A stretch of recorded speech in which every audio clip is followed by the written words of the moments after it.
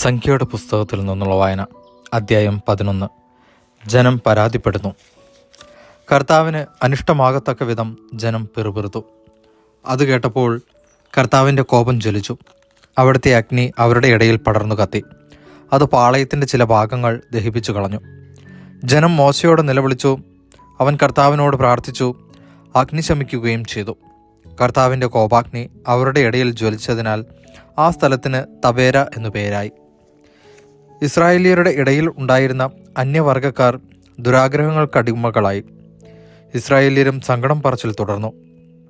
ആരാണ് ഞങ്ങൾക്ക് ഭക്ഷിക്കാൻ മാംസം തരിക? ഈജിപ്തിൽ വെറുതെ കിട്ടിയിരുന്ന മത്സ്യം, വെള്ളരിക്ക, മത്തങ്ങ, സവാള, ചുവന്നുള്ളി, വെള്ളുള്ളി ഇവയൊക്കെ ഞങ്ങൾ ഓർക്കുന്നു. ഇവിടെ ഞങ്ങളുടെ പ്രാണൻ പോകുന്നു. ഈ മന്നയല്ലാതെ മറ്റൊന്നും കാണാനില്ല. മന്നായ്ക്ക് കൊത്തമ്പാലാരിയുടെ ആകൃതിയും ഗുൽഗുലുവിൻ്റെ നിറവുമായിരുന്നു. ജനം ചുറ്റി നടന്ന് അത് ശേഖരിച്ച് തിരികല്ലിലോ ഉരുളിലോ ഇട്ട് പൊടിച്ച് കലത്തിൽ വേവിച്ച് അപ്പം ഉണ്ടാക്കിപ്പോന്നു. എണ്ണ ചേർത്ത് ചുട്ട അപ്പത്തിൻ്റേത് പോലെയായിരുന്നു അതിൻ്റെ രുചി. രാത്രി പാളയത്തിന് മേൽ മഞ്ഞു പെയ്യുമ്പോൾ മന്നായും പൊഴിയും. ഇസ്രായേൽ കുടുംബങ്ങൾ ഓരോന്നും സ്വന്തം കൂടാരവാതിൽക്കലിരുന്ന് വിലപിക്കുന്നത് മോശ കേട്ടു. കർത്താവിൻ്റെ കോപം ആളിക്കത്തി. മോശയ്ക്ക് നീരസം ജനിച്ചു. മോശ കർത്താവിനോട് പറഞ്ഞു, അങ്ങയുടെ ദാസനോട് ഇത്ര കഠിനമായി വർത്തിക്കുന്നത് എന്തുകൊണ്ട്? അങ്ങ് എന്നോട് കൃപ കാട്ടാത്തത് എന്തുകൊണ്ട്? ഈ ജനത്തിൻ്റെ ഭാരമെല്ലാം എന്തേ എൻ്റെ മേൽ ചുമത്തിയിരിക്കുന്നു? ഞാനാണോ ഈ ജനത്തെ ഗർഭം ധരിച്ചത്? അവരുടെ പിതാക്കന്മാർക്ക് അവിടുന്ന് നൽകിയ വാഗ്ദാനം ചെയ്ത ദേശത്തേക്ക് മുല കുടിക്കുന്ന കുഞ്ഞിനെ ധാത്രി എന്ന പോലെ മാറിൽ വഹിച്ചുകൊണ്ട് പോവുക എന്ന് എന്നോട് പറയുവാൻ ഞാനാണോ അവരെ പ്രസവിച്ചത്? ഈ ജനത്തിനെല്ലാം നൽകാൻ എവിടെ നിന്ന് മാംസം കിട്ടും? ഞങ്ങൾക്ക് ഭക്ഷിക്കാൻ മാംസം തരിക എന്ന് പറഞ്ഞ് അവർ കരയുന്നു. ഈ ജനത്തെ മുഴുവൻ താങ്ങാൻ ഞാൻ ശക്തനല്ല. അതെൻ്റെ കഴിവിന് അതീതമാണ്. ഇപ്രകാരമാണ് അവിടുന്ന് എന്നോട് വർത്തിക്കുന്നതെങ്കിൽ കൃപ തോന്നി എന്നെ ഉടനെ കൊന്നുകളയണം. ഈ കഷ്ടത ഞാൻ കാണാതിരിക്കട്ടെ. 70 നേതാക്കന്മാർ. കർത്താവ് മോശയോട് അരുളി ചെയ്തു, ജനത്തിലെ ശ്രേഷ്ഠന്മാരിലും പ്രമാണികളിലും നിന്ന് 70 പേരെ വിളിച്ചു കൂട്ടുക. അവരെ സമാഗമ കൂടാരത്തിങ്കൽ കൊണ്ടുവരിക. അവർ അവിടെ നിന്നോടൊപ്പം നിൽക്കട്ടെ. ഞാൻ ഇറങ്ങി വന്ന് നിന്നോട് സംസാരിക്കും.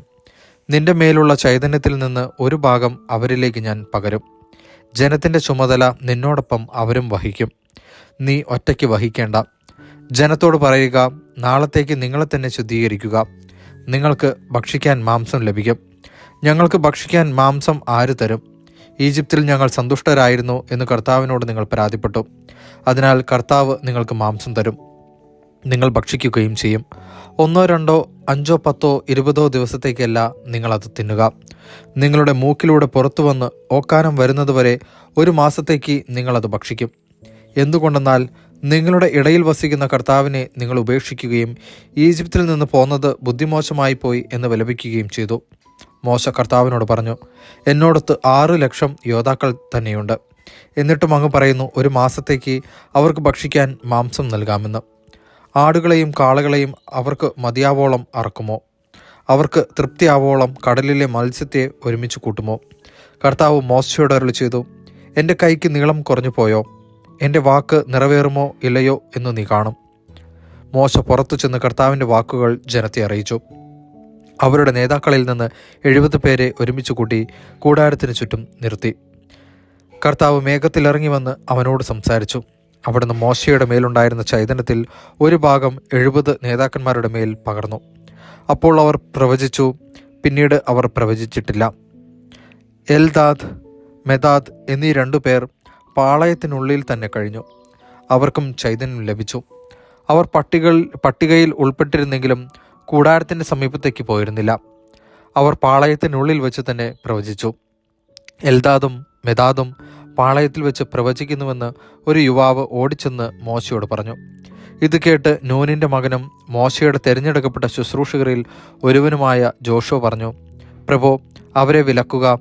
മോശ ജോഷുവയോട് പറഞ്ഞു, എന്നെപ്പറ്റി നീ അസൂയപ്പെടുന്നുവോ? കർത്താവിൻ്റെ ജനം മുഴുവൻ പ്രവാചകന്മാരാവുകയും അവിടുന്ന് തൻ്റെ ആത്മാവിനെ അവർക്ക് നൽകുകയും ചെയ്തിരിക്കുന്നുവെങ്കിൽ എന്ന് ഞാൻ ആശിക്കുന്നു. മോശയും ഇസ്രായേലിലെ നേതാക്കന്മാരും പാളയത്തിലേക്ക് മടങ്ങി. കാടപ്പക്ഷി. പെട്ടെന്ന് കർത്താവ് ഒരു കാറ്റയച്ചു. ആ കാറ്റ് കടലിൽ നിന്ന് കാടപ്പക്ഷികളെ കൊണ്ടുവന്നു.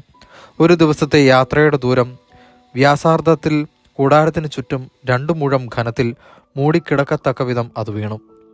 ജനം അന്നും പകലും രാത്രിയും പിറ്റേന്നും കാടപ്പക്ഷികളെ ശേഖരിച്ചു. ഏറ്റവും കുറച്ച് ശേഖരിച്ചവന് പോലും 10 ഹോമർ കിട്ടി. അവർ അത് പാളയത്തിനു ചുറ്റും ഉണങ്ങാനിട്ടു.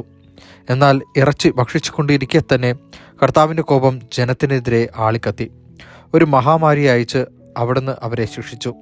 അത്യാഗ്രഹികളെ സംസ്കരിച്ചതുകൊണ്ട് ആ സ്ഥലത്തിന് കിബ്രോത്ത് ഹത്താവ എന്നു പേരിട്ടു. കിബ്രോത്ത് ഹത്താവയിൽ നിന്ന് ജനം ഹസേറോത്തിൽ ചെന്ന് താമസിച്ചു. ദൈവവചനമാണ് നാം കേട്ടത്.